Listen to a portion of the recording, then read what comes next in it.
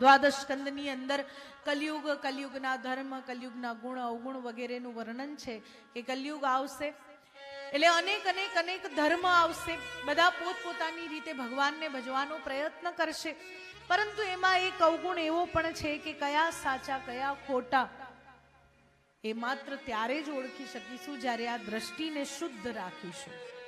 શુદ્ધ સત્વગુણી દ્રષ્ટિથી આપણે સાચા અને ખોટાની, સત્ય અને અસત્યની પરખ કરી શકીએ છીએ.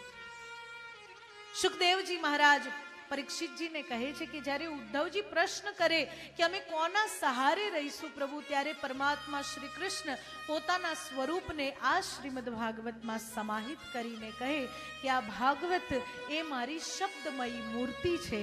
જે કોઈ પણ શ્રીમદ ભાગવતનો સહારો લેશે, શ્રવણ કરશે, મનન કરશે, વાંચન કરશે, રોજ શ્લોકાર્ધ શ્લોક પાદંબા, આખો શ્લોક નહીં, અડધાના અડધા શ્લોકનો પણ જો રોજ પાઠ કરશે તો એનો પણ ઉદ્ધાર થશે. જેના ઘરમાં શ્રીમદ ભાગવતનું પૂજન થતું હશે એના ઘરમાં ક્યારેય કળિયુગનો વાસ નહીં થાય. જે ઘરમાં ભાગવત છે ત્યાં કલયુગ નથી આવી શકતું. આ સ્વયં પરમાત્માના વચન છે અને ભગવાન શ્રી કૃષ્ણે ભાગવતને પોતાની શબ્દમયી મૂર્તિ બનાવી. એ જ કારણથી આપણે ભાગવત ભગવાનનો જય જયકાર કરીએ છીએ. અને જ્યારે ભાગવતજીના શરણે આવીએ તો મોક્ષ માત્ર પિતૃઓનો નથી થતો, મોક્ષ આપણો પણ થઈ જાય છે.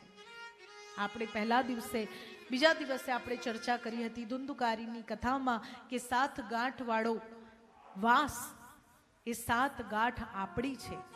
કામ, ક્રોધ, લોભ, મોહ, મદ, મત્સર, ઈર્ષા આપણી 7 ગાંઠ છે ને 7 દિવસમાં આપણે 7 ગાંઠને તોડવાનો પ્રયત્ન કરીએ છીએ. અમારામાંથી કામ ઓછો થઈ જાય, કદાચ જતો ના રહે તો ઓછો થઈ જાય, વાસના ઓછી થઈ જાય. ક્રોધ અમે વિચારીને કરીએ. લોભ શાનો હોવો જોઈએ? વધુ ને વધુ કથા શ્રવણનો, વધુ ને વધુ પરમાત્માના દર્શનનો, વધુ ને વધુ સત્સંગનો લોભ હોવો જોઈએ. સાધનનો, આ સાંસારિક સાધનોનો લોભ એ આપણને ડુબાડે છે. મોહ, તો મોહ કૃષ્ણ પ્રત્યે થાય.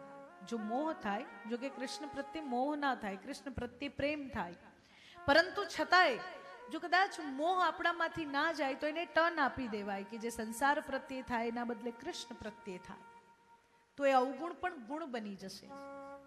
મદ, અભિમાન તો ભગવાનના ચરણોમાં આમ જ્યારે શ્રીફળ વધેરો ને ત્યારે એમાં મૂકીને વધેરી નાખવાનું કે પ્રભુ બધું કરજો, અમને બસ અભિમાન ના આવવા દેતા. અહંકારથી, અને અહંકાર ક્યારે આવી જાય આપણને સમજાતું નથી. લોકો પોતાને સ્વાભિમાની કહીને ક્યારે અભિમાની બની જાય છે એમને પોતાને ભાન નથી રહેતું. અને અહંકાર, મદ એક એવો અવગુણ છે જે આપણા દરેકની અંદર રહેલો જ છે. જો એને પોષણ મળી ગયું અને એ બીજ જો વૃક્ષ બની ગયું તો અહંકારમાં ને અહંકારમાં પતન થઈ જશે, પરમાત્માની પ્રાપ્તિ રહી જશે.